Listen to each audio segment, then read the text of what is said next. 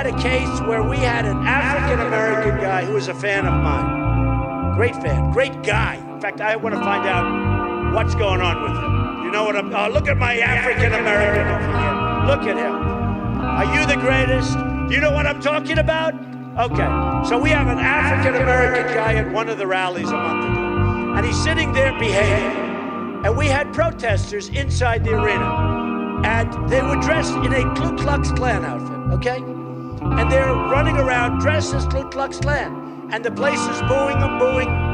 This African-American gets up, and man, he slugged these guys. He slugged them.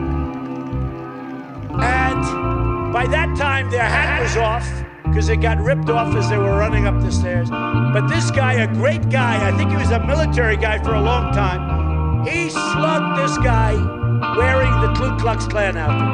But by the time he got up to the top, you couldn't see it was a Ku Klux Klan outfit. So when the African-American cold-cocked this guy never knew what happened.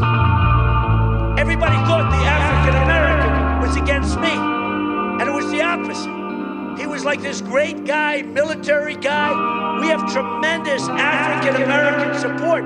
The reason is I'm going to bring jobs back to our country. We're going to bring jobs back.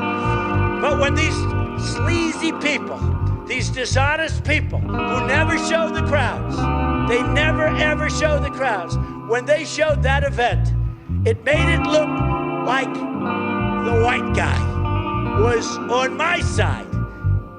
The African-American guy said, I had enough.